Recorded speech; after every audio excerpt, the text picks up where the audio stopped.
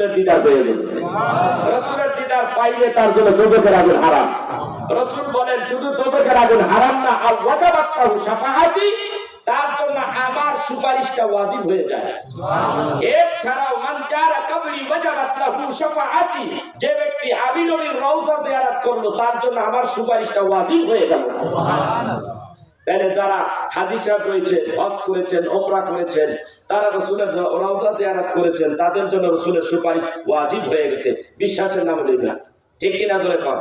ওইভাবে যদি সে চলতে পারে, আর যদি আইয়া যেই হাজী তার সাথে 3 গুণ সুদের ঘুষের কারবারটা, মিথ্যা কথা ইত্যাদি ইত্যাদি যদি আরো বাড়াইয়া দেয়, তাহলে আরো ডাবল সওয়াব পাওয়া যাবে, নাকি বল? সওয়াবটা আরো ডাবল হবে না? ওটা করা যাবে না। তাহলে রাসূলের দুরূদ আরেকটু জোরে হবে, তাইলে ওয়াজ করব। আর যারা মাহফিলে আসেন নাই, আপনি জানেন আপনার এলাকায় মাহফিল হচ্ছে, এই এলাকায় মাহফিল আর হচ্ছে না, কেউ করতেছে না, এই সময় করতেছে, আজকে কোনো ডেট নাই, আশেপাশে কোনো প্রোগ্রাম নাই। আপনার এলাকার মানুষগুলি যদি আপনারা আসতেন, আমি মনে করি আল্লাহকে রাসূলকে ইজ্জত দিলেন, কোরআনকে, আল্লাহ রাসূলের হাদিসকে ইজ্জত দিলেন, কোরআন হাদিসের মজমা মিলাইয়া আপনি ঘরে শুয়ে থাকবেন আর সকালবেলা কইবেন হুজুর আপনার ওয়াজ খুব ভালো লাগছে, এই বেলা কি সওয়াবের অধিকারী না পাপের অধিকারী? কয় হুজুর অনেক সুন্দর ওয়াজ, যাইতে পারি নাই তো শুয়ে শুয়ে শুনছি। এই ওয়াজের দাম আছে? দাম নাই। আপনি আসবেন, কোরআনকে হাদিসকে, আপনি উপস্থিতি হওয়া মানে হলো কোরআন আর হাদিসকে, আপনার ধর্মের মহাগ্রন্থকে সম্মান করলেন। আপনি আসলেন, উপস্থিত হলেন, আল্লাহ আল্লাহ রাসূলকে সম্মান করলেন। সেই জন্য আপনি যদি সুস্থ থাকেন অবশ্যই মাহফিলে চলে আসেন। আসেন আমরা সবাই সম্মিলিতভাবে মাহফিলের শেষে আল্লাহর দরবারে দুটো হাত তুলে কাঁদবো, আল্লাহর দরবারে কাঁদবো। আমরা তো গুনাহ করেছি, কম বেশি সবাই করেছি। গুনাহ ছাড়া কেউ আছেন? হাত তোলেন। গুনাহ ছাড়া কেউ আছে? কেউ গুনাহ করেন নাই, তার আমলে কোনো গুনাহ নেই, এমন একটা লোক থাকলে হাত তোলেন। আমি হ্যাঁ পাওয়া দেবো, তাই এখানে বসাই, তারে দোয়া করাই, আমিও নিজে তার কাছে দোয়া চাই। আসেনি এরকম দুই একটা? নাই, আমিও নাই। গুনাহ ছাড়া কোনো মানুষ নাই। সেই জন্য আমাদের উচিত কি, গুনার জন্য আল্লাহর কাছে বেশি বেশি অনুতপ্ত, অনুশোচনা ভেতরে রাখতে হবে এবং আল্লাহর কাছে কাঁদতে হবে। আল্লাহ বলে বান্দা যখন কাঁদে, ওয়াকালা রাব্বুকুম উদউনি আস্তাজিব লাকুম, বান্দা যখন আমার কাছে হাত তুলে আমার কাছে গুনাহ মাফের জন্য কাঁদতে থাকে, আমি আল্লাহ তাকে মাফ করে দিই। সুবহানাল্লাহ। কার কথা? আল্লাহর কথা। জোরে বলেন কার কথা? আল্লাহ। গুনাহ তো হয়েই গেছে, তাই নাই? আজকে আমরা যারা আছি, আমাদের স্বভাব ভালো না, আমাদের সঙ্গ ভালো না, আমাদের চরিত্র ভালো না, আমাদের সঙ্গ ভালো না। সোহবতে সালে তোরা সালে গুনাহ, সোহবতে সালে তোরা সালে গুনাহ, সোহবতে তালে তোরা তালে গুনাহ। ফার্সি ভাষায় আল্লামা জালালউদ্দিন রুমি বিশ্ববিখ্যাত কিতাব সেই মাসনবী শরীফের মধ্যে বলে, এর অর্থ হলো সংক্ষেপে সঙ্গ গুণে রঙ্গ ধরে। আপনার সঙ্গটা যদি ভালো হয়, তাস খেলনে ওয়ালা ব্যক্তির সাথে, চোর চুরি করে তার সাথে, সুদখোর ঘুষখোরের সাথে যদি আপনি বসেন, তার সাথে চলাফেরা করেন, আপনি ওই মাপের লোক হয়ে যাবেন, কিয়ামতের দিন ওই ব্যক্তির সাথে জাহান্নামে চলে যাবেন। কথা বুঝতে পেরেছেন? সেই জন্য আপনাকে বলবো আজকে আল্লাহর কাছে তওবা করেন। আসেন আমরা সবাই মিলে আল্লাহর কাছে তওবা করি, তওবা করে আল্লাহর কাছে হাত তুলি। আসিনা ভাই, রাজি আছি না? কেউ যাবেন না তো? ইনশাআল্লাহ আলোচনা চলবে। বলি আমি কি বলতেছি, হাদিস শরীফের, আবু দাউদ শরীফের হাদিস, সুনানে আবু দাউদ শরীফ সিয়াসাত তার অন্যতম একটি মহাগ্রন্থ, হাদিস গ্রন্থ।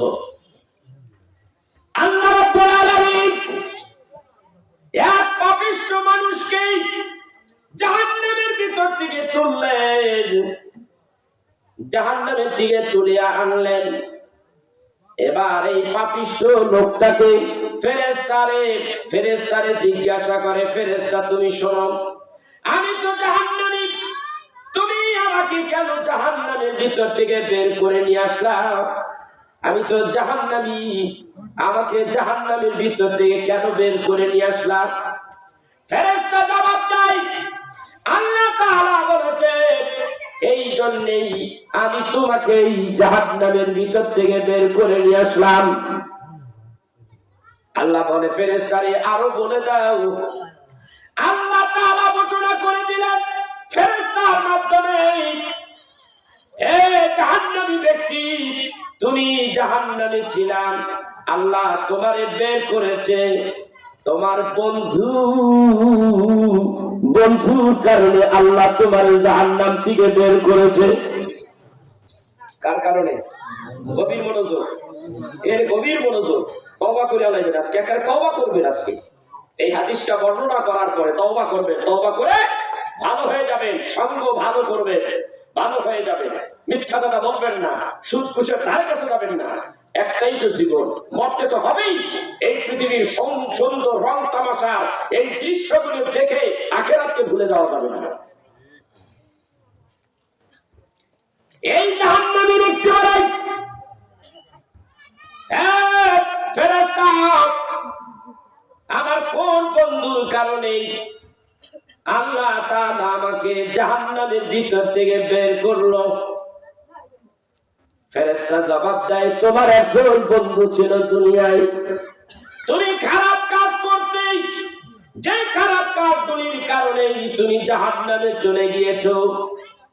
এই খারাপ কাজগুলি যখন করতে, বন্ধুটা তোমার ভালো ছিল, বন্ধুটা নামাজি ছিল, পরহেজগার দিনদার ছিল, তোমাকে বারবার খারাপ কাজ থেকে ফিরে আসার জন্য বারবার তোমাকে দাওয়াত দিত, কিন্তু তুমি তো তা শোনো নাই। আজকে আল্লাহ রাব্বুল আলামিন ওই বন্ধুকে জান্নাতের ভিতরে ঢুকাইতেছে। বন্ধু ডাক দিয়া বলে, আল্লাহ রে, আমি জান্নাতে ঢুকবো না রে আল্লাহ, আমার একটা বন্ধু আছে, আমার বন্ধুটারে জাহান্নামে ফেলে দিয়েছো। আল্লাহ গো, ওই মানুষটারে তুমি জাহান্নাম থেকে বের না করা পর্যন্ত আমি আল্লাহ তোমার জান্নাতের ভিতরে ঢুকবো না। কি পেশটা দিছে দেখছেন? বন্ধু তো গুনাহগার, পাপী। আল্লাহ ডাকটা বলে, বন্ধু রে, দেখতেছি রে বন্ধু, একটু ওয়েট করো, আমি দেখতেছি। আল্লাহ তাআলা জাহান্নাম থেকে বন্ধুরে বের করে নিয়ে আসলেন। ডাক দিয়া বলে, ওরে জাহান্নামী রে, তোর বন্ধু তোর জন্য জান্নাতে যায় না। আমি আল্লাহ তাআলা তোরে মাফ করে দিলাম। আল্লাহু আকবার। আল্লাহ বলেন, আমি তোরে মাফ করে দিলাম। কোন গুনাহগার পাপী মানুষ গুনাহ নিয়ে কোনদিন জান্নাতের ভিতরে যাইতে পারে না। বন্ধু, তোর বন্ধুর খাতিরে আমি আল্লাহ তাআলা তোরে মাফ করে দিলাম। যারে জানি তোর বন্ধুর সঙ্গে তোরে জান্নাতবাসী করে দিলাম। আল্লাহু আকবার। তাহলে গুনাহগার পাপিষ্ঠ যারা, নৈরাশ হইও না, লা তাকনাতু মির রাহমাতিল্লাহ, আল্লাহ তাআলার রহমত থেকে তোমরা নৈরাশ হইও না। আল্লাহর কাছে গুনাহর জন্য অনুতপ্ত হও, আল্লাহর কাছে ক্ষমা চাও, আল্লাহ তোমারে ক্ষমা করে দিবে। আল্লাহ ক্ষমা করনে ওয়ালা, আল্লাহ ক্ষমা করনে ওয়ালা, আল্লাহ ক্ষমা করবে। কারণ আমাদের এই যে করুণ পরিণত হবে কিয়ামতের দিন, জাহান্নামী হব আমরা যখন। ওই কি বলে, হাসরের ময়দানে 30,000 বছরের রাস্তা হবে পৌঁছিরাতের ব্রিজ, আর কিয়ামতের দিন হাসরের ময়দানটা হবে 50,000 বছরের দিন। এই যে আমরা যেখানে কষ্ট ভাগ করব, ওই সময় আল্লাহ ছাড়া, আল্লাহর করুণা ছাড়া আমরা কেউ বাঁচবো না। ঠিক কিনা ঠিক? তাহলে আল্লাহর করুণা আমাদের দরকার আছে না নাই? চিৎকার দিয়া বলেন, আছে না নাই? তাহলে ওই আল্লাহর করুণা আমাদের যদি দরকার হয়, তাহলে আল্লাহর ভয়, আল্লাহর ভয় অন্তরে রাখতে হবে কি হবে না? যে মানুষ ভালো কাজ করে, 5 ওয়াক্ত নামাজ পড়ে, রমজানের রোজা রাখে, বিবিকে পর্দায় রাখে, আল্লাহর হুকুম হাকাম মানে, এই মানুষটা এইগুলি যারা করে তারাই আল্লাহর ভয় পায়। ঠিক কিনা? আর যারা এটার অপোজিট, উল্টাটা যেটা করে, এরা আল্লাহর ভয় পায় না। আল্লাহ এদের ঘেরিরা তৈরি রাখেন, একটা করে আসার বলে হালাই মতান্তরে ঠ্যাং আসতে ধরিয়া মাথাটা নিচের দিকে আসতে ঠেলে আনতে ফেলাই দিব জাহান্নামে। যাইতে রাজি আছেন না? কথা হয় না। এইভাবে ফালাই দিব জাহান্নামে, যাইতে রাজি আছেন না? আছে কথা কয় না, পরে কইতে হবে। যাইবেন নি? তাইলে আকাম কুকাম করা যেত না, ওইটা তো চাইতেও চান না, আবার যাওয়ার জন্য ওই কাম করতে আসে। ঘটনাটা কি? হ্যাঁ, তাইলে আল্লাহর কাছে ক্ষমা চাইতে হবে। আজকের থেকে যারা নামাজি নয় তারা নামাজি হয়ে যায়। মিথ্যা কথার অভ্যাস যাদের আছে ছেড়ে দেই, সুদ ঘুষের লেনদেনের অভ্যাস আছে যাদের তা ছেড়ে দেয়। কারণ আমাদের এই ধর্ম পৃথিবীর মধ্যে ফার্স্ট ক্লাস ফার্স্ট ধর্ম, ঠিক কিনা? একটি বিজয়ী ধর্ম। আল্লাহ ঘোষণা করলেন, হাবিব গো, আমি আপনার এই দুনিয়ায় পাঠাইছি দ্বীনি হকের উপরে প্রতিষ্ঠিত করে, এবং এমন একটা ধর্ম দিয়েছি পৃথিবীর মধ্যে শ্রেষ্ঠ ধর্ম। আল্লাহু আকবার বলেন। আমার আপনার ধর্মের কথা কে বলে? আল্লাহ। পৃথিবীর মধ্যে শ্রেষ্ঠ ধর্ম, এই ধর্মের উপর আর কোনো ধর্ম নাই। কোন জায়গায় দেখা যায় 29,000-এর উপরে ধর্ম আছে পৃথিবীতে। তার মধ্যে আমাদের ধর্মটা হলো ফার্স্ট ক্লাস ফার্স্ট, এটা বিজয়ী ধর্ম, ঠিক না বেঠি? তাহলে সূরা নাসরের মধ্যে একটু যাওয়া যায়, আমরা যেতে পারি সূরা নাসর, আমপারা সূরার মধ্যে। আল্লাহ বলেন, ইযা জাআ নাসরুল্লাহি ওয়াল ফাত। আমার সাথে সবাই বলেন, ইযা জাআ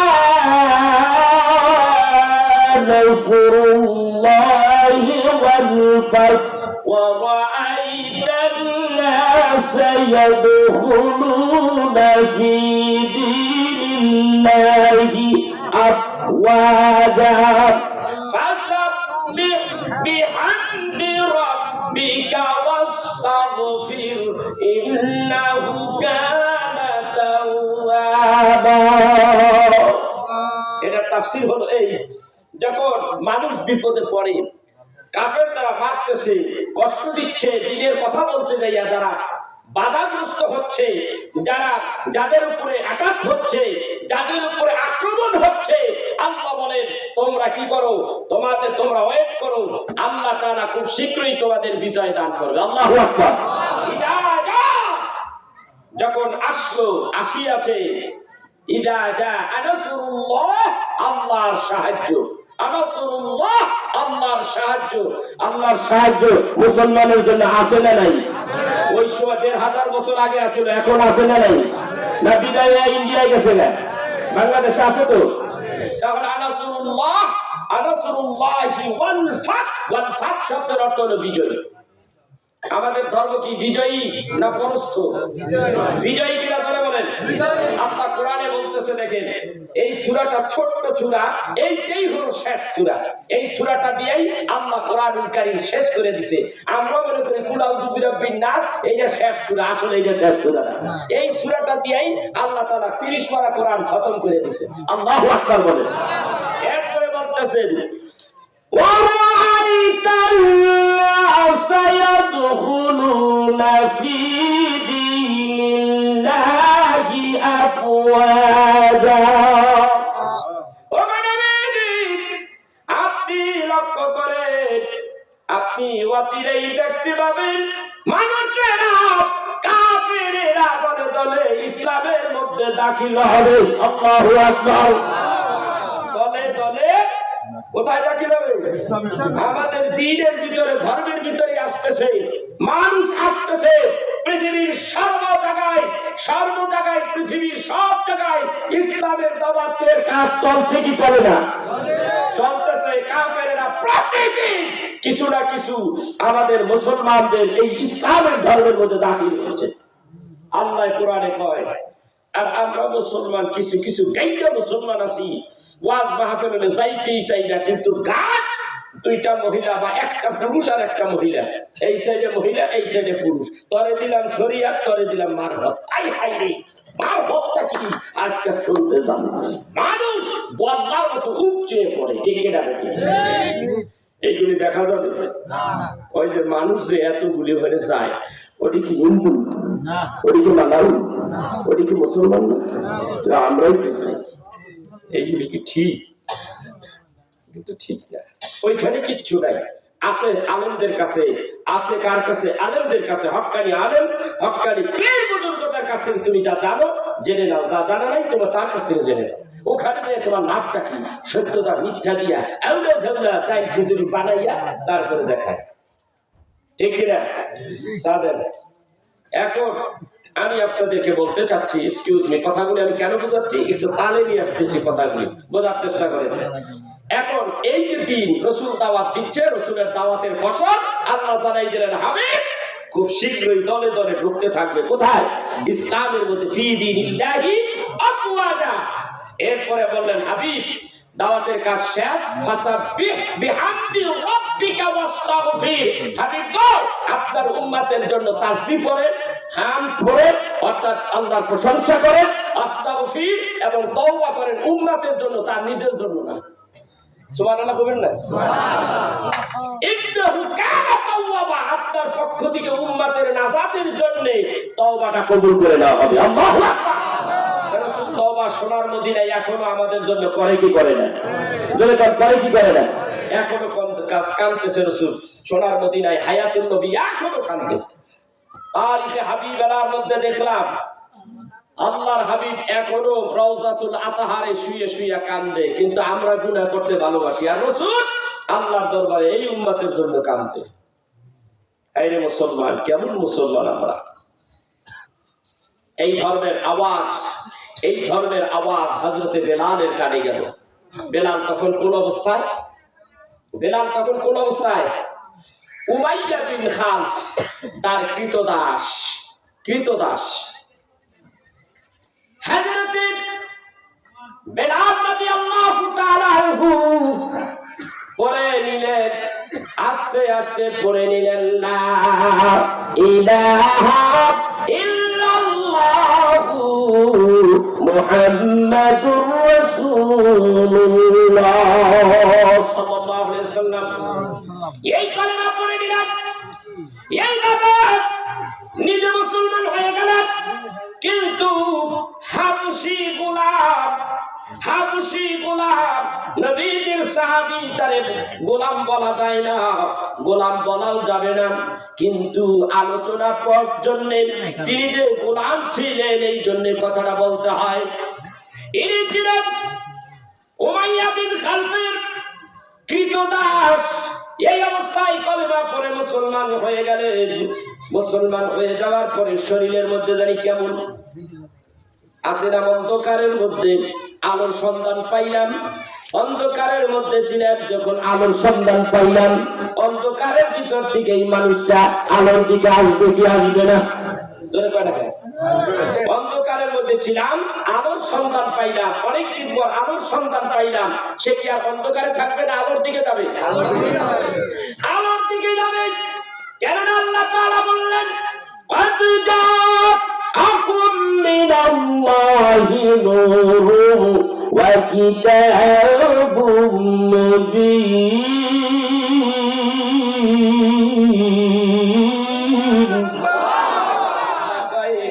আমি তোমাদের কাছে এই তো দিয়া দিলাম, কি দিলাম?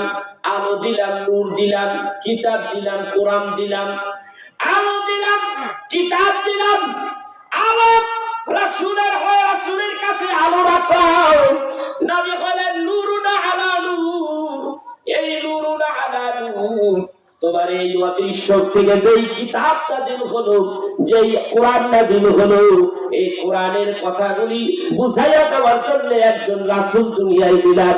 আর এই রাসূল কোরআন দিয়া বুঝাইয়া মানুষদেরকে অন্ধকারের ভিতর থেকে টাইনা তারে আলোর পথে নিয়ে আসবে।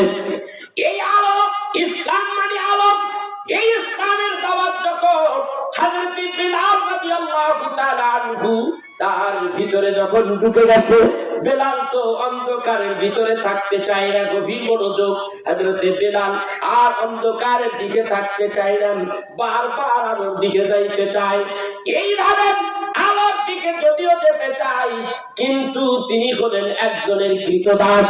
এইভাবে তিনি কৃতদাস তো কাফের মুশরিক। আবু জাহেলের আরেক সেনা হলো উমাইয়া বিন খালফ, যারে মারা হয়েছে বদরের প্রান্তরে। আরে কোথায় মারা হয়েছে? বদরের প্রান্তরে। গভীর মনোযোগ। ইতিহাস কি বলে?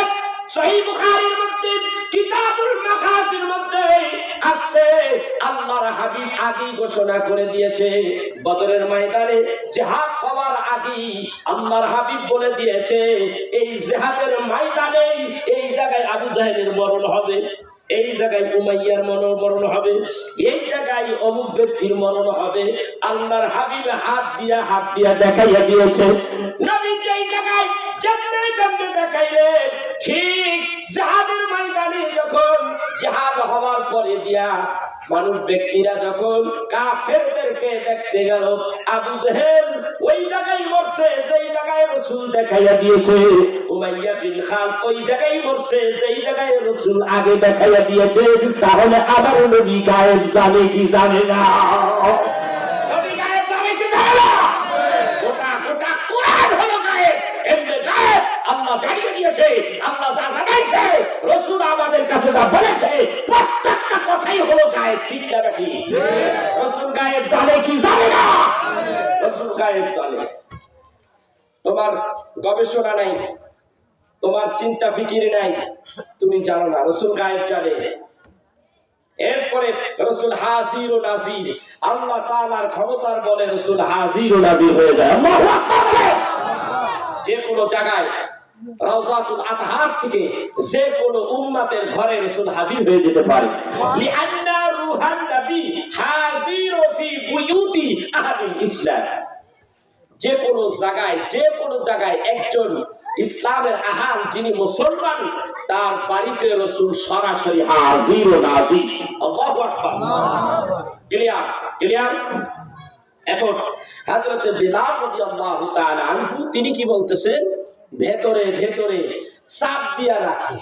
ভাই আমার, যেই আগুন একবার জ্বলা যায়, তারে খেতা তো শুকলে দিয়া চাপ দিয়া রাখলে এটা পারে না, কবে কথা কয় না। তাহলে কোরআনের আলো তুমি নিভে দিতে চাইলে কি হবো? বেলালের ভিতরে কোরআনের আলো ধাক্কা লাগছে কি লাগে নাই? কোরআনের আলো বেলালের ভিতরে, কিন্তু চিৎকার দিয়া জোরে সরে কারো কাছে বলতে পারে না। কিন্তু হযরতে বেলাল বলে আহাদ আহাদ আহাদ। আল্লাহু আকবার বলবেন না? গভীর মনোযোগ। লজ্জা যদি থাকে আমার এই কথাগুলি ভালো করে মিলিয়ে নেবেন। দেখেন ধর্মের জন্য বেলাল করে কি, কোন পরিস্থিতির মধ্যে তার ভিতরে ইসলামের আলো ঢুকলো, কোরআনের আলো ঢুকলো, কোরআন সুন্নাহর আলো ঢুকলো। আর আপনি মুসলমানের বাচ্চা হইয়া ঘরের মধ্যে ঘুমাইয়া থাকেন, আপনার ভিতরে কোরআনের আলো ঢোকে না। আপনি নামে মুসলমান, কামে মুসলমান না। কাম তো কিছুই নাই, উপরে সাইনবোর্ড লাগাইছেন খাঁটি সরিষার তেল, ভিতরে সম্পূর্ণটাই হলো কেরোসিন তেল। কত কষ্ট করে ইসলাম গ্রহণ করেছে, আর আপনার দরবারে ইসলাম আপনার ভিতরে ঢুকে গেছে। আপনার বাপ দাদা ইসলাম ছিল, ইসলামের লোক ছিল বিদায় আপনি ইসলাম পেয়েছেন, অথচ ইসলামের কদর আপনি দিতে পারতেছেন না।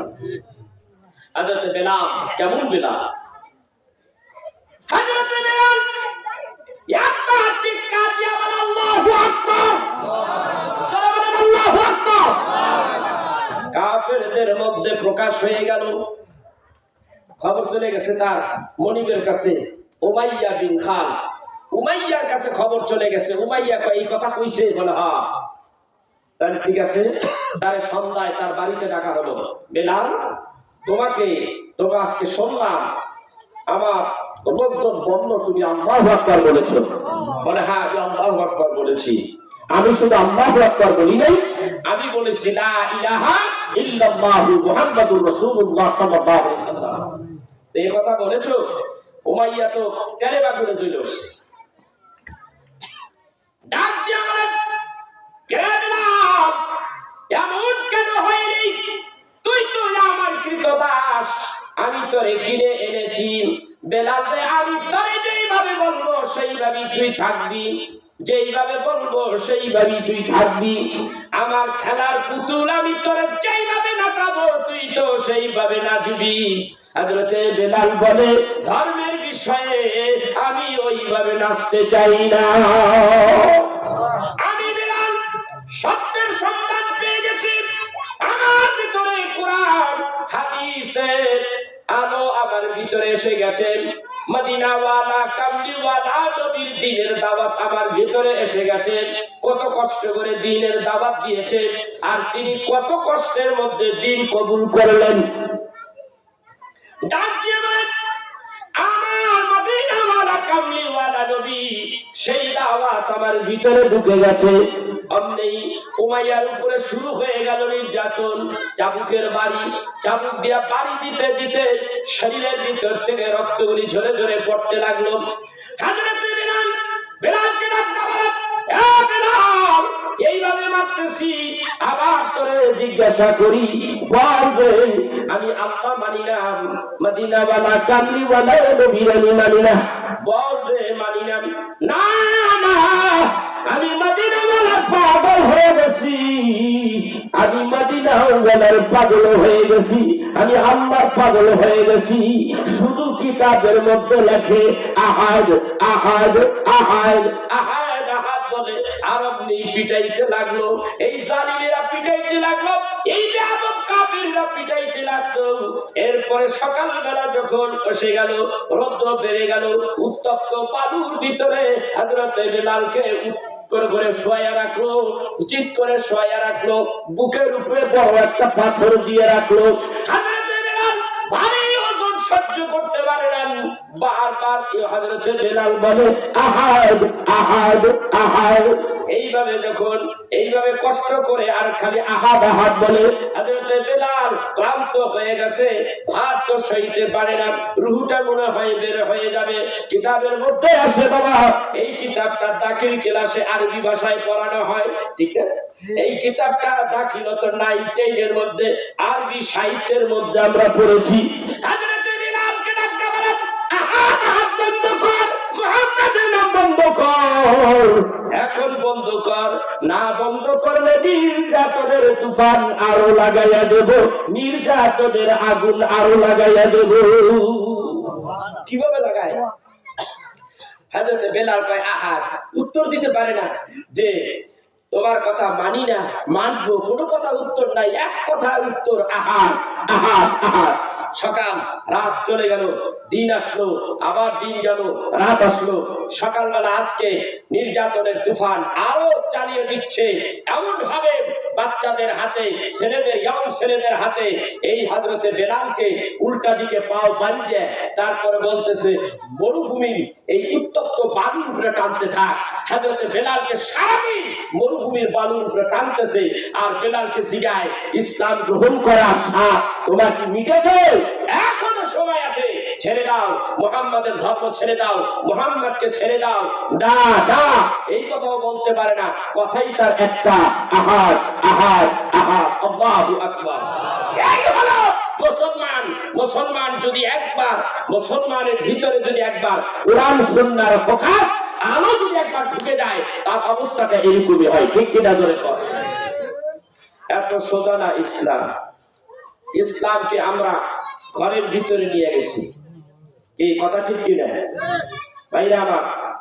সেই হযরতে বিলালকে এইভাবে যখন কষ্ট দিচ্ছে তো দিচ্ছে, এই কথা রাসূল আরবি সাল্লাল্লাহু আলাইহি সাল্লাম মদিনায় পৌঁছে গেছে যে বিলাল হাবশি, হাবশি বিলাল, এই গোলাম উমাইয়া, তার উপরে নির্যাতন চলতেছে। কি কারণে? বলে ইসলাম গ্রহণ করার কারণে। হযরত বিলাল বলেন, কাফেরদের সাফ সাফ করে জানিয়ে দিলেন।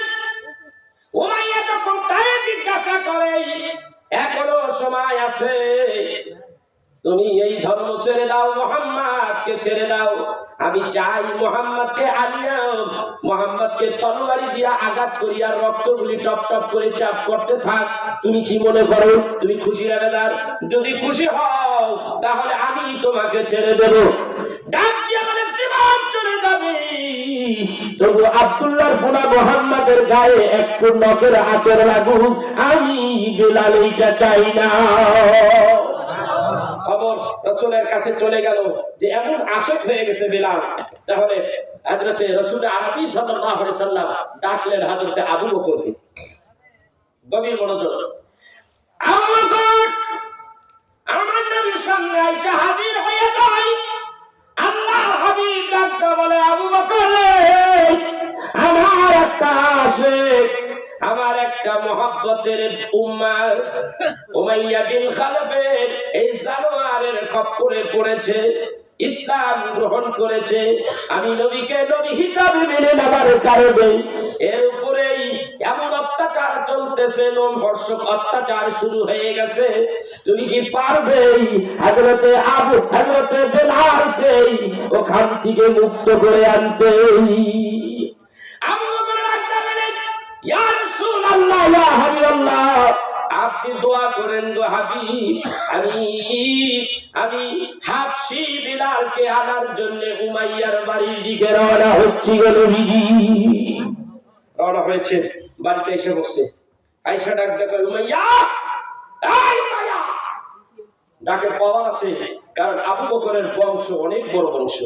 আবু বকর মুসলমান হইলেও কি হবে, আবু বকরে দেখলে অনেকেই ভয় পায়, কারণ আবু বকর মুসলমান হয়েছে কি হবে, কিন্তু তার দল বল অনেক বড়, বংশ বড়। তবে উল্টা রিপিট করার ক্ষমতা ওদের নাই। কি হয়েছে, এই ছেলেটার এইভাবে মারতাছো, এই ছেলেটার এইভাবে মারতাছো, একটা কাজ করো, এই ছেলেটারে মাইরা লাভ নাই, অপরাধটা কি? কয় মুহাম্মদ সাল্লাল্লাহু আলাইহি সাল্লাম তার ধর্ম গ্রহণ করেছে, সেজন্য আজকে কতদিন ধরে মারতেছি, এমন মাইরটা দিতেছি, এটা তো মরেও না। আচ্ছা ঠিক আছে, এটা তখন মরেই না, একটা কাজ করো, ওরে আমার কাছে বিক্রি করো, তুমি তো কিছু টাকা পয়সা পাইবা, আমি ওর কাছে ওরে কিনে নিয়ে যেতে চাই, আমার কাছে বিক্রি করো। এরা দুনিয়ার কুকুর, অর্থের লোভ এদের ভিতরে। বলতেছে তাইলে ঠিক আছে, তুমি কত দিবা, তুমি কত চাও, আমি এত হলে বিক্রি করবো। আচ্ছা নাও, এই যে টাকা দিলাম। হযরতে উমাইয়া বেলাল রাদিয়াল্লাহু তাআলা আনহুকে উমাইয়ার হাত থেকে ক্রয় করে হযরতে আবু বকর রাসূলের দরবারে হাজির। আল্লাহু আকবার বলবেন না? নবী রাব্বা বলেন, কে রে বেলাল, কত মার খাইছস?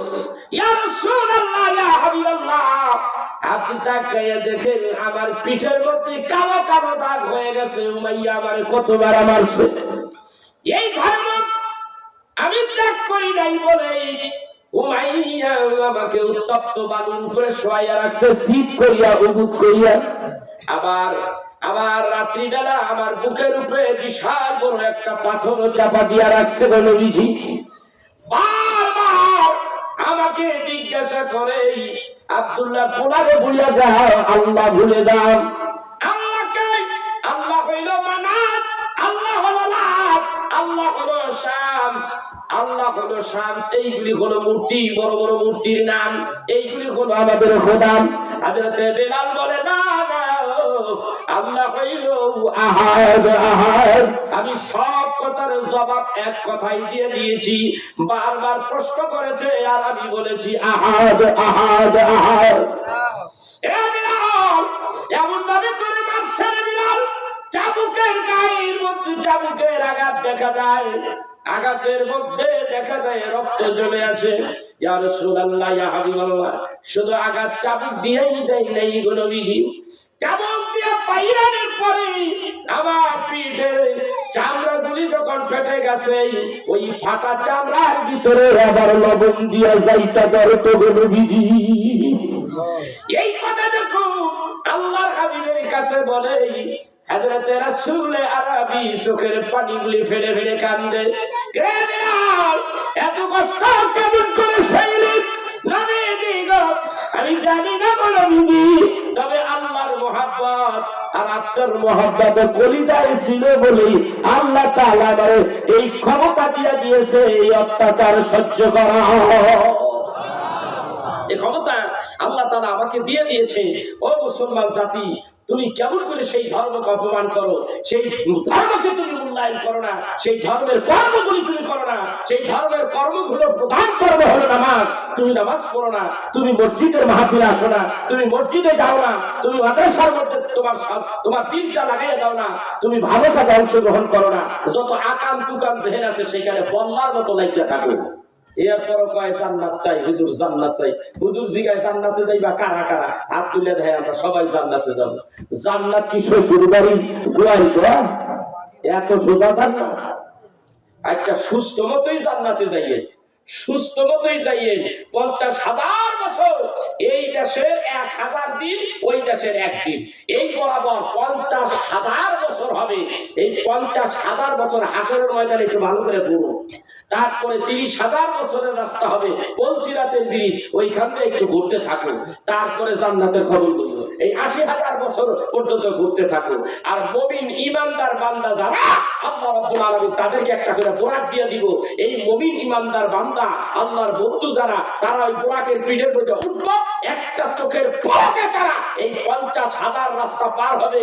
ওইদিকে আবার 30,000 বছর রাস্তা পার হইয়া আল্লাহ জান্নাতে চলে যাবে। আল্লাহ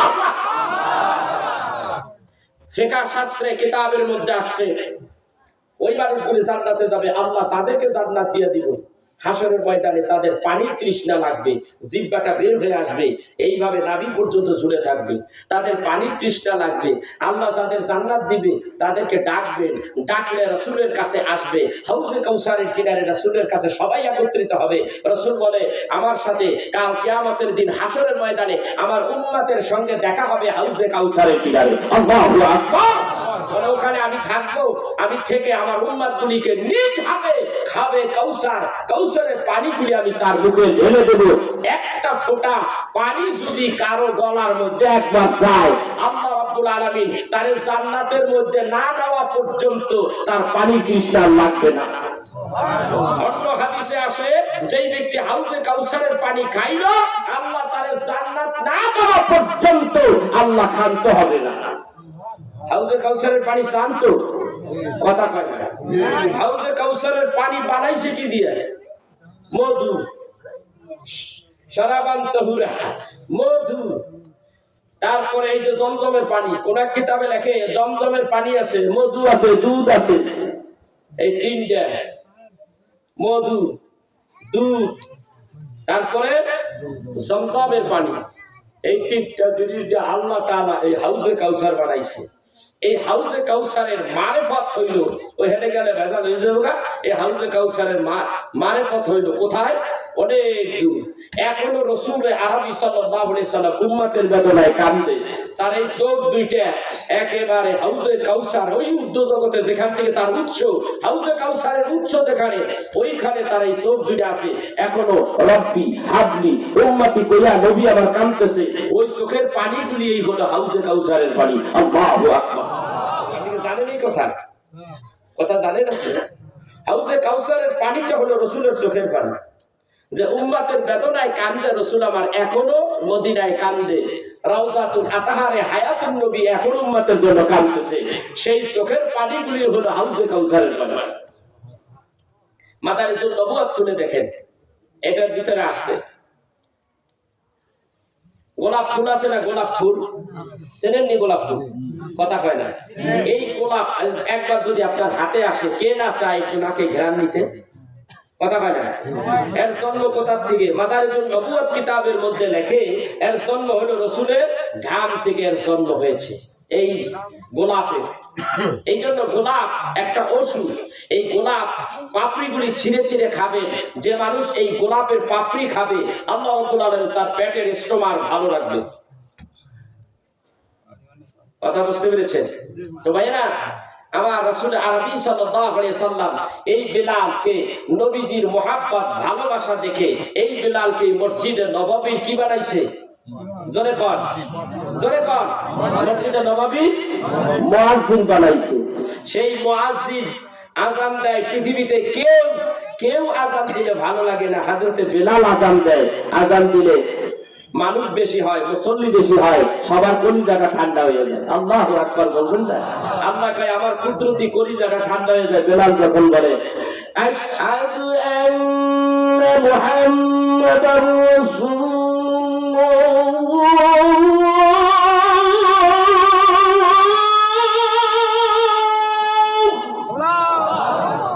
আমার নামটা নয়, আমার হাবিবের নামটা নয়, তখন এটা আরশে আজিমে চলে যায়। আমি আল্লাহ আমার কুদরতি কান দিয়ে শুনি, আমার আত্মাটা ভরিয়া যায়, কুদরতি তরিজা ভরিয়া যায়। আল্লাহু আকবার বলবেন না?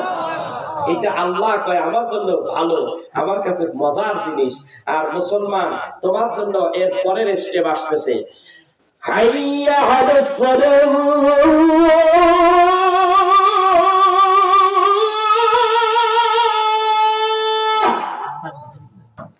হাইয়া আলা সালাহ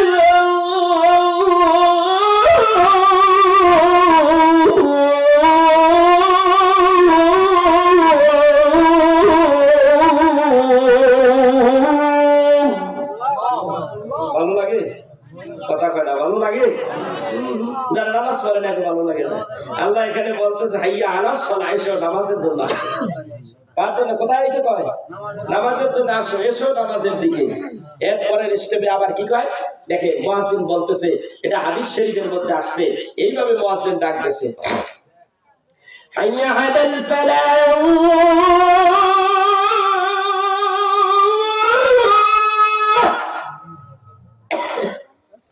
حي على الفلاح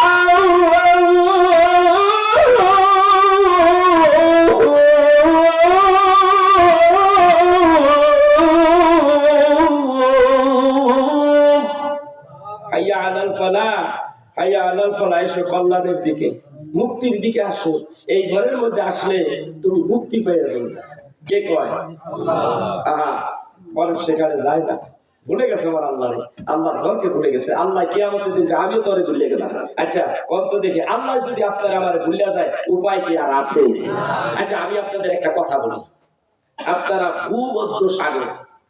ভূমধ্য সাগর বা বঙ্গোপসাগর এখান থেকে আপনারে ধইরা চোখ বাইন্দা বঙ্গোপসাগরের 30 কিলো দক্ষিণে নিয়ে গেল কত কিলো 30 কিলো ওইখানে রাইখা যদি চোখ খুলে বলা হয় তুই দেখতো কি কিছু দেখতে পাচ্ছি তা আপনার জবাবটা দিবেন কি কর পানি তো দিই চতুর্দিকে পানি আর পানি পানি আর পানি পানি ছাড়া আর কিছু দেখি না আচ্ছা বলেন ওই বিপদের মধ্যে আল্লাহ তাআলা একটা পাতা ভালো একটা পাতার মধ্যে আপনারা দাঁড় করে রাখলেন লড়বিত মরবি কথা বলেন লড়বিত মরবি তো এই পাতার উপরে দাঁড়ায় থাক তো আপনারা দাঁড়াই রাখলো দিনের বেলায় দেখলেন চতুর্দিকে পানি আর পানি একটু একটু ঢেউ হচ্ছে তখন আপনার অবস্থাটা কেমন হবে কথা কয় না কথা কয় না খালি চিন্তায় আছে বেশি জোরে পাও দিলে পাতা ছিঁড়া পড়ে যাবো গা বেশি কি করলে ডুবে যাবো গা কোন দিকে যাবো কোন দিকে আমার দেশ কোথায় এলাম আল্লাহ আল্লাহ তুমি বাঁচা চোখ বন্ধ করি আল্লাহ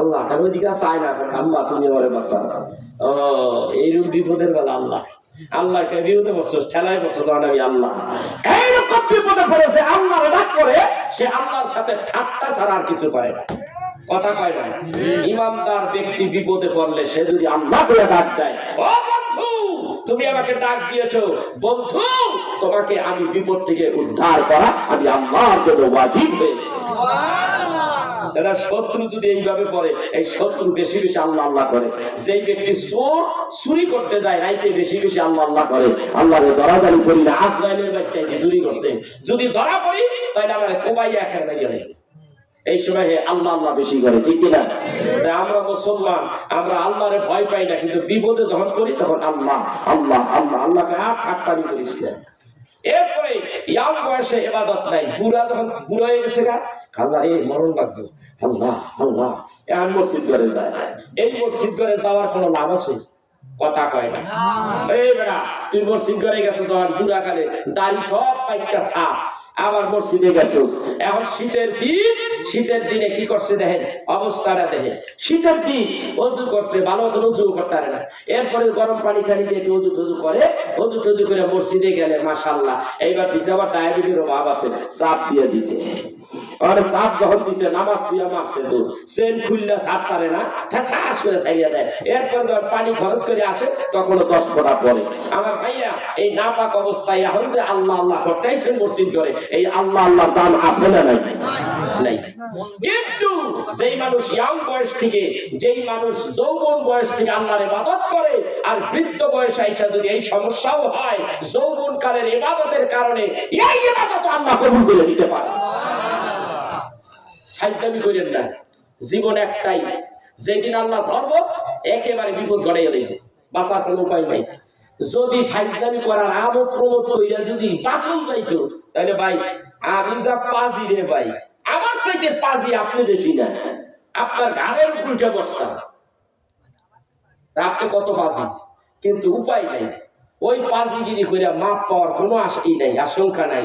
কত কত জালিম বাদশা, কত রকমের জালিম দেখা গেছে। হায় হায়, পথ তো এটা ছাড়া উপায় নাই, ভালো হয়ে গেছে, মুসলমান হয়ে গেছে। ঠিক কিনা জোরে করেন? নবীজি দাওয়াত দিতে লাগলেন, দাওয়াত দিতে দিতে দিতে এর পরে দিতেছে পত্রের মাধ্যমে, দূর দেশে দাওয়াত দেয়। কোথায় দেয়? দূর দেশে পত্রের মাধ্যমে দাওয়াত। একখান দাওয়াত ইয়ামনের বাদশা নাজ্জাশীর কাছে দিয়ে পড়ছে। বলবো কার কাছে পড়ছে? তো একটা সুন্দর ইম্পর্টেন্ট একটা কথা, বাদশা নাজ্জাশীর কাছে দিয়ে একটা পত্র পড়ছে ইয়ামনের বাদশা। পত্রটা খুললে দেখে ইয়ামনের বাদশা, আমি মুহাম্মদুর রাসূলুল্লাহ সাল্লাল্লাহু আলাইহি সাল্লাম মদিনার থেকে আপনার কাছে এই পত্র লিখিলেন। আপনি আমার এই পত্র পাওয়ার সঙ্গে সঙ্গে পড়ে দেন লা ইলাহা ইল্লাল্লাহু মুহাম্মাদুর রাসূলুল্লাহ সাল্লাল্লাহু আলাইহি সাল্লাম। আমি আল্লাহ এক আল্লাহর ইবাদত করতে বলছি, আর আমি মুহাম্মদ সাল্লাল্লাহু আলাইহি সাল্লাম আল্লাহর প্রেরিত রাসূল। এইবার ইয়ামনের বাদশা কয়, হ্যাঁ আমি তো মুসলমান হব, তবে একটু পরীক্ষার দরকার আছে। কিসের দরকার আছে? কথা কয়টা? কিসের দরকার? পরীক্ষা। কি পরীক্ষা? গভীর মনোযোগ। এই পুরান ওয়াজ শুরু হয়ে গেছে। এখন কইতেছে কি, ঠিক আছে একটা কাজ করো, রসুলকে, আমার দুইটা মেয়ে আছে, এই মেয়ে দুইটা রসুলের কাছে পাঠাইয়ে দেব, খুব সুন্দরী দুইটা মেয়ে। এই মেয়ে দুইটা যদি সে নবী হয় তাহলে তার কাছে পাঠাই দেয়। দুইটা পাঠাই দিছে আল্লাহ হাবিবের কাছে। এই মেয়ে দুইটা নিয়ে এসে বাচ্চা নাজ্জাশীর দুইটা মেয়ে, একটার নাম হলো মারিয়া, আরেকটার নাম হলো সারিয়া। এই দুইটা মেয়েকে সামনে হাজির করেছে আল্লাহর হাবিবের সামনে। যিনি এনেছেন তারে প্রশ্ন করে, আল্লাহর হাবিব এরা কারা? বলে বাদশা নাজ্জাশী এই দুইটা মেয়ে আপনার কাছে পাঠাইছে, আপনি রেখে দেন। কিভাবে রাখবেন? আপনি রেখে দেন। আল্লাহ হাবিব তো বুঝ জানাইছে এটা পরীক্ষা চলতেছে। সুন্দরী নারী, যদি আমি নবী না হই তাহলে নারী লোক তো আমি ফালাইতে পারব না। এই দুইটা নারী আমি একসঙ্গেই বাড়িতে নিয়ে ঢুকে দেবো। যেমন সেমন কেন সেমন ব্যক্তি নয়, তিনি হলেন আল্লাহর হাবিব। আল্লাহর হাবিব হযরতে মারিয়াকে বিবাহ করলেন। কারে বিবাহ করছে? মারিয়াকে বিবাহ করিয়া হালাল করে নিজের ঘরে রাখিয়া দিলেন, আর সারিয়াকে আরেক জায়গায় দিয়া দিলেন। প্রমাণ করে দিলেন একই মায়ের ঘরে দুই, একই মায়ের ঘরে দুই মেয়ে, দুই বোন একজনের বিবাহিত বউ হতে পারে না। খবর চলে গেছে কার কাছে? ইয়ামনের বাদশার কাছে খবর গেছে। ইয়ামনের বাদশার কাছে খবর চলে গেছে। ইয়ামনের বাদশা ডাকটা বলে, পরীক্ষা করেছি, পরীক্ষায় পাস করেছে, বুঝতে পেরেছি এইটা সাধারণ কোন মানুষ নয়, অবশ্যই এইটা হলো আল্লাহর নবী।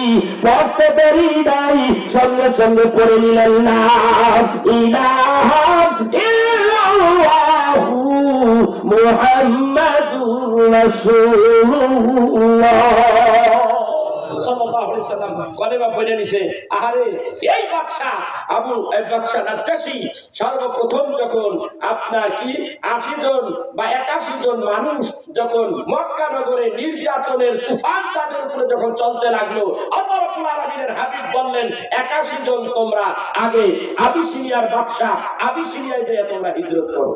হিজরত করার যখন তাদের ওই বর্ডার ক্রস করে ওই দেশের মধ্যে ঢুকছে, অনেক লম্বা ইতিহাস। হযরতে বাদশা নাজ্জাশী তাদেরকে আদর করে তার দেশের মধ্যে, রাষ্ট্রের মধ্যে আশ্রয় দিয়ে রাখছে। আবু জাহেল লোক পাঠাইলো, যে বলো যে আমাদের কিছু লোক এই দেশে ঢুকছে, এদেরকে তাড়াতাড়ি ফেরত দাও। বাদশা নাজ্জাশী এই দেয় নাই, ফেরত দেয় নাই। আল্লাহর হাবিবের কাছে এই খবর পৌঁছে গেলে আল্লাহর হাবিবের কলিজা ঠান্ডা হয়ে গেছে।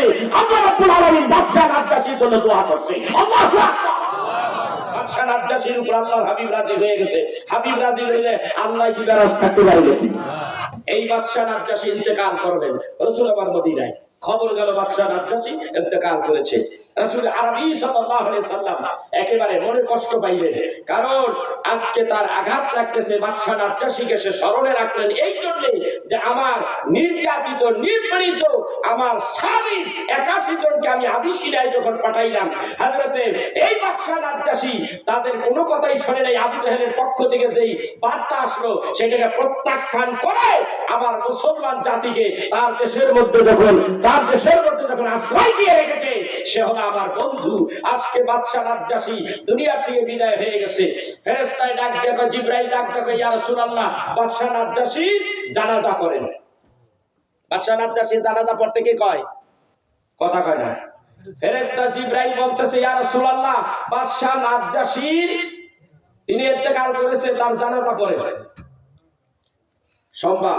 নবী ডাক দেখে, আমি মদিনায় আবিসিনিয়ার বাদশা আবিসিনিয়ার মধ্যে ইন্তেকাল করছে, আমি কেমনে এই জানাজা পড়ব? এখন ইতিহাস যদি জানা না থাকে তাহলে এক ধরনের মোল্লারা ডাক দিয়ে কয় আল্লাহর হাবিব গাইবি জানাজা পড়ছিল। এই গাইবি জানাজার কারণে এখনো বাংলাদেশে অনেক জায়গায় গাইবি জানাজা হয়। গাইবি জানাজা সম্পূর্ণ নাজায়েজ।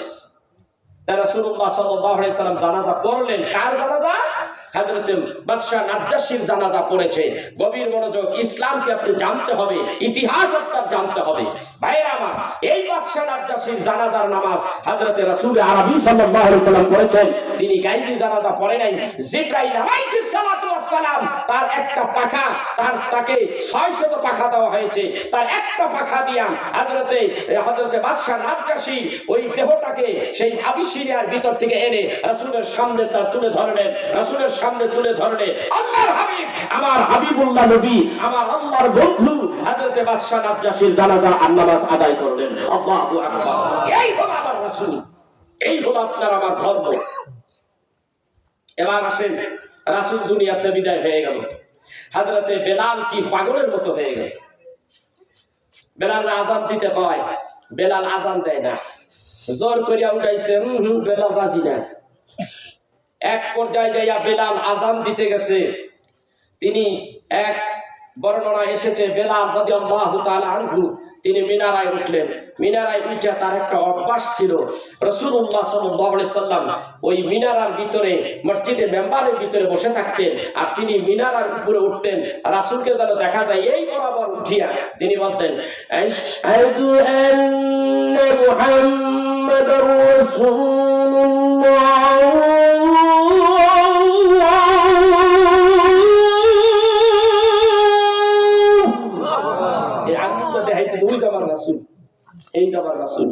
সবসময় রাসূলকে দেখে দেখে তিনি আযান দিতেন, নবীজিকে দেখে দেখে আযান দিতেন। দ্বিতীয়বার আঙ্গুল তুললেন, আশহাদু আন্না মুহাম্মাদার রাসূলুল্লাহ।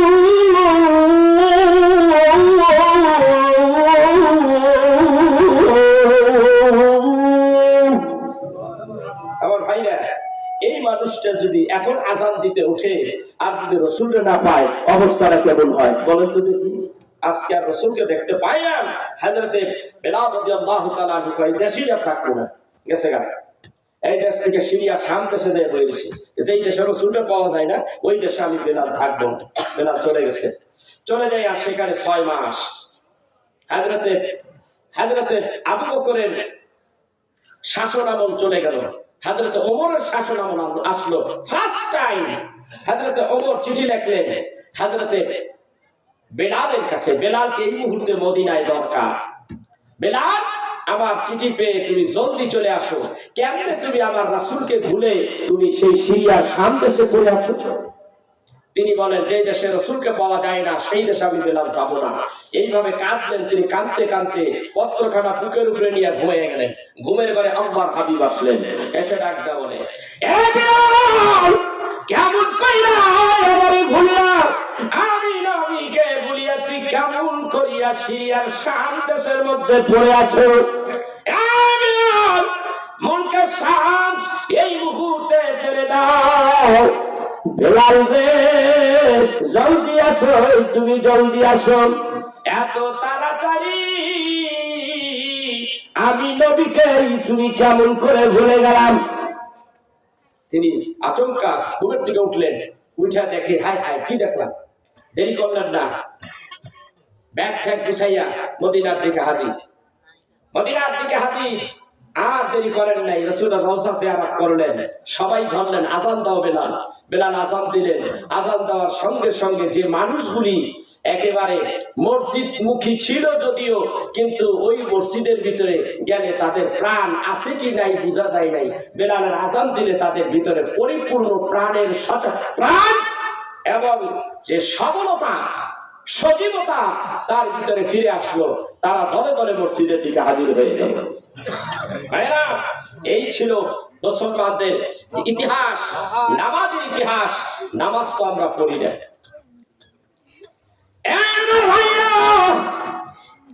আরেকজন প্রেমিকের কথা বলবো, হযরত যায়েদ বিন হারেসা। যায়েদ বিন হারেসা আল্লাহর হাবিবের প্রেমে পাগল হয়ে গেছে।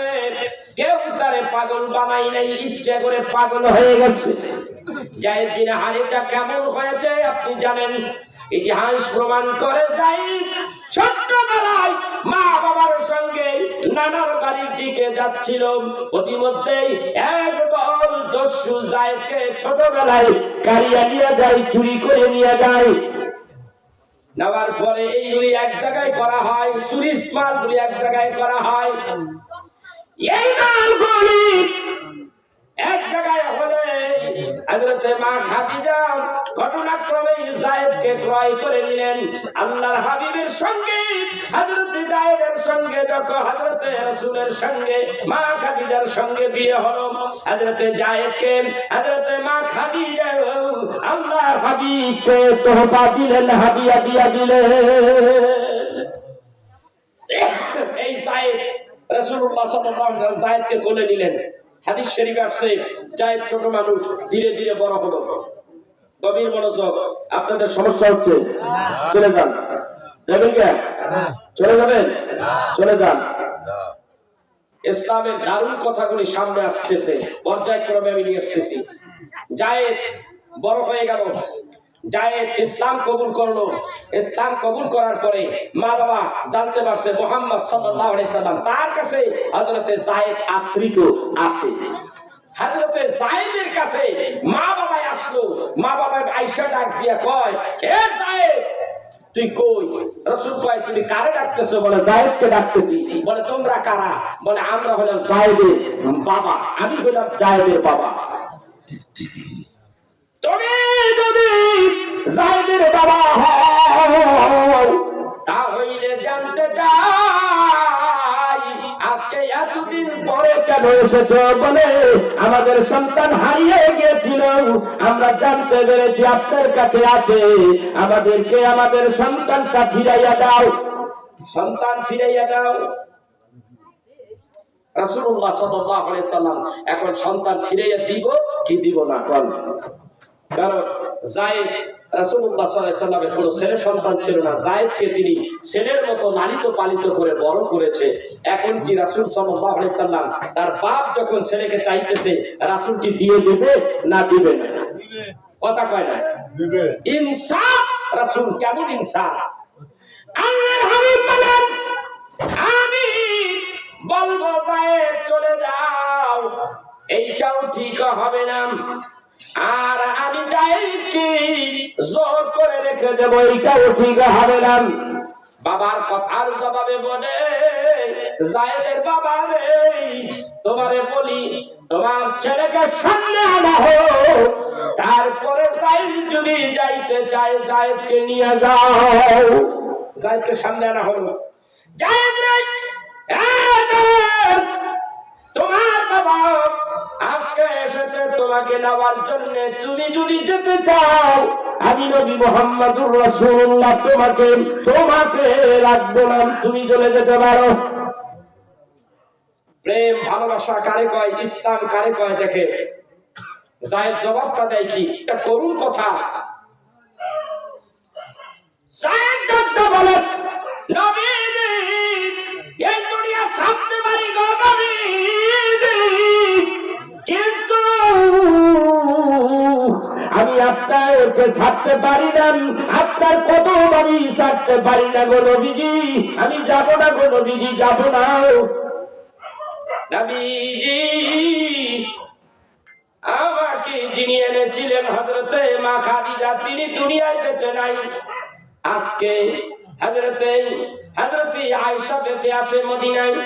ও নবীজি, আমার বাপ নাই থেকেও আমি জানি, আমি এতদিন জেনেছি আমার বাপ মা আছে কি আছে নাই আমি জানি নাই। ওগো নবীজি, আপনি আমার পিতা, আর ঘরের ভিতরে তিনি আছেন মা আয়েশা, তিনি হলেন আমার মা। নবীজি গো, এই দুনিয়ার সব কিছু দিল, আমি কিন্তু আপনার কদম ছাইরা যাইতে চাই না গো নবীজি। এই হলো ভালোবাসা, এই হলো ইসলাম। রাসূলই হলো ইসলাম। রাসূল নাই, ধর্ম নাই। রাসূল নাই, কোরআন সুন্নাহ কিছু নাই। রাসূল আছে, সবই আছে। ঠিক না ঠিক? ভাইরা আমার, এই ছিল প্রেম, ভালোবাসা। এই দিনকে টিকিয়ে রাখার জন্য বদরের ময়দানে একটা ঘটনা আমি আপনাদের সামনে তুলে ধরতে চাই। হযরতে রাসূল আরবি সাল্লাল্লাহু আলাইহি সাল্লাম দেখতেছে, জিবরাইলের মাধ্যমে যখন জানতে পারলেন বদরের ময়দানে আবু জাহেলরা লোকজন নিয়ে আসতেছে, আয়েশা আব্দুল্লাহ পোলা মুহাম্মদকে মারবে। কেন মারবে? নবী যে মক্কা থেকে মদিনায় আসছে হিজরত করিয়া, মুহাম্মদ তো আইয়া পড়ছে। যদি মুহাম্মদ অনেক মানুষ গুছাইয়া গাছাইয়া যদি নেইয়া মক্কাকে অ্যাটাক করে, তাহলে আমি আবু জাহেলরা সাড়ে 12টা বাজে দিই। তার আগে লোক গুছানোর আগে মুহাম্মদরে খতম করে দিই। এই সুবাদে তারা 3000 কাফেরের গোষ্ঠী মক্কা থেকে বদরের প্রান্তর অভিমুখে রওনা হয়েছে। জিবরাইলের মাধ্যমে আল্লাহর হাবিব তা জানতে পারলেন। এবার রাসূলুল্লাহ সাল্লাল্লাহু আলাইহি সাল্লাম বলতেছেন যে আমি এখন করি দেখি, কারণ এদের সাথে জিহাদ করতে হলে তলওয়ারির দরকার। তলওয়ারি পরিচালনা করার সেই পাওয়ার, সেই শক্তি এবং ট্রেনিং থাকতে হবে। কোনোটাই তো আমার জনগণের নাই। আর যারা আছে আমাকে মদিনায় সবাই ভালোবাসে, আবাল বৃদ্ধ সবাই আমাকে ভালোবাসে, কিন্তু কেউ তো জিহাদের ময়দানে জিহাদ কিভাবে করে এরা তো তা জানে না। চিন্তায় পড়ে গেল। চিন্তার বিষয়, চিন্তার বিষয় না এটা। রাসূলুল্লাহ সাল্লাল্লাহু আলাইহি সাল্লাম মদিনায় সাহাবীদের মধ্যে একটা মেসেজ দিয়ে দিলেন, ইয়া মদিনার বাসী, শুনে নাও, আবু জাহেল কিন্তু আমাকে মারবার জন্যই 3000 বা 1000 কাফেররা দলবদ্ধ ভাবে আসতেছে আমাকে মারবার জন্যই। কয় হাজার? 1000 আমাকে মারার জন্য আবু জাহেলের নেতৃত্বে মদিনার দিকে কিন্তু আসতেছে। এমন অবস্থায় কি আছো? বদরের ময়দানে জিহাদের জন্য যাবে। সবাই হাত তুলছে, বাচ্চারা রেডিও হাত তোলে, বড় বড় বুড়াডি রেডিও হাত তোলে। আল্লাহর হাবিব কয় সবাই যদি এইভাবে নেই তো সব শেষ। জিহাদ করবো কে?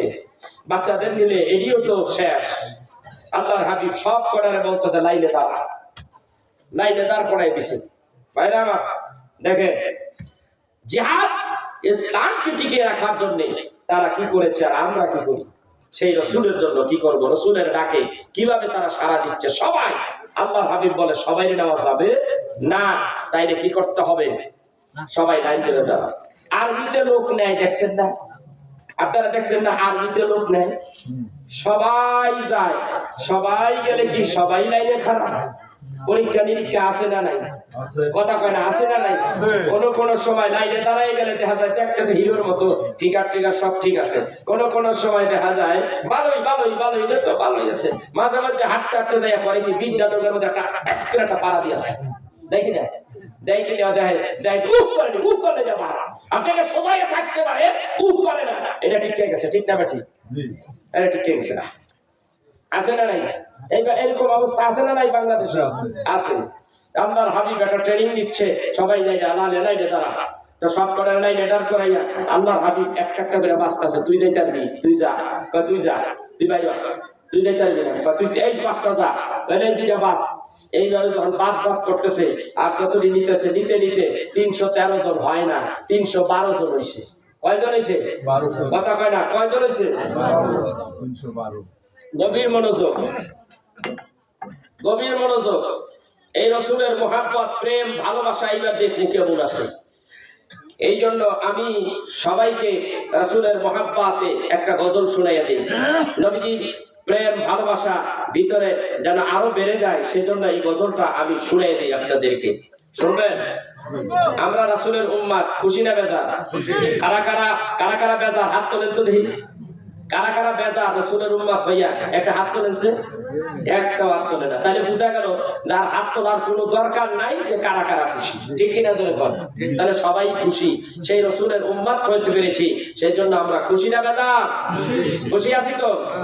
আমি ধন্য গো রাসূল তোমাকে পেয়ে, বলি আমি ধন্য গো রাসূল তোমাকে পেয়ে, আমি আরো ধন্য হলাম তোমার উম্মত হয়ে।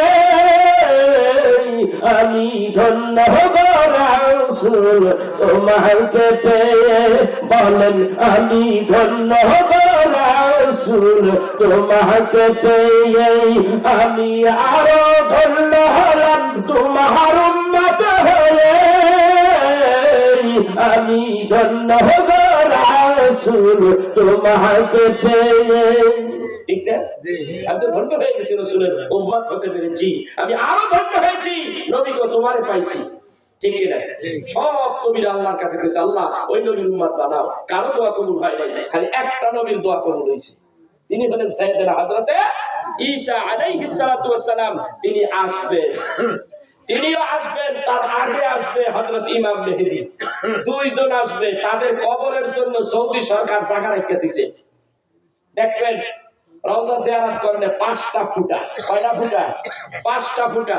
এক নম্বর যেটা ফুটা ওইটা রাসূলের, তারপরে দুইটা আছে, এই দুইটা হলো হযরত আবু বকর, হযরত ওমর, এরপরে দুইটা, এই দুইটা হলো খালি। এই দুইটা রাখছে ইমাম মেহেদীর জন্য আর হযরত ঈসা নবীর জন্য। ঈসা নবী হয়ে আর আসবে না, আমার হাবিবুল্লাহ নবীর উম্মত হয়ে আসবে। কথা বুঝতে পেরেছেন? এই জন্য আমরা সেই রাসূলের উম্মত হতে পেরেছি। খুশি না বাবা? এই জন্য আমি বলি আমি ধন্য গো রাসূল তোমাকে পেয়ে, বলেন আমি ধন্য গো রাসূল তোমাকে পেয়ে, আমি আরো ধন্য হলাম তোমার উম্মত হয়ে। আমি ধন্য গো রাসূল তোমাকে পেয়ে, আমি ধন্য গো রাসূল তোমাকে পেয়ে। 11,000 মাখলুক বানাইলো আল্লাহ, তাহার ভিতর সৃষ্টির সেরা উম্মত নবীর বেলায়। আল্লাহু আকবার। আমার নবীর বেলায় আমরা কি হইছি? শ্রেষ্ঠ উম্মত হয়েছি। কুনতুম খায়রা উম্মাতিন উখরিজাত লিন-নাস। আল্লাহ ডাকতে কয়, ও হাবিব, তোমার উম্মতগুলি পৃথিবীর মধ্যে শ্রেষ্ঠ উম্মত। আল্লাহু আকবার। আল্লামা মুহাদ্দিস আব্দুল হক দেহলভী রাহমাতুল্লাহ আলাইহি তার কিতাবের মধ্যে হুজ্জাতুল্লাহিল বালিগা কিতাবের মধ্যে লেখে, ঈসা নবীর থেকে হযরত আদম নবী থেকে ঈসা নবী পর্যন্ত যত নবী, যত মানুষ তার উম্মত সহকারে যারা আইছে, তার ভিতরে সর্বশ্রেষ্ঠ হলো আখিরি জামানার নবী নবী মুহাম্মদ রাসূলুল্লাহ সাল্লাল্লাহু আলাইহি ওয়াসাল্লামের উম্মতের দাম আমি আপনার কাছে বেশি। কত দামি উম্মত আমরা। আমরা খাই ঘুষ, আমরা খাই ঘুষ, আমরা তো মিথ্যা কথা, আমরা নামাজ পড়ি না। কে ইচ্ছা ভালো ভালোই তো আল্লাহ বানাইছে। ইজ্জত সম্মান 100% সম্মান দিয়ে আল্লাহ দুনিয়ায় পাঠাইছে রাসূলের উম্মত বানাইয়া। আর আমরা বানাইছি কি? ওটারে ছাটাই করতে করতে, আকাম কুকাম করতে করতে ইজ্জত সম্মান যা আছে সব শেষ করে দিয়েছে। কথা কয় না? এই জন্য চিৎকার দিয়ে বলতে হবে আমি ধন্য গো রাসূল তোমাকে পেয়ে। 11,000 মাখলুক বানাইলো আল্লাহ, তাহার ভিতর সৃষ্টির সেরা উম্মত নবীজির বেলায়। আমরা কত ভাগ্যবান তোমার উম্মত হয়ে। আমি ধন্য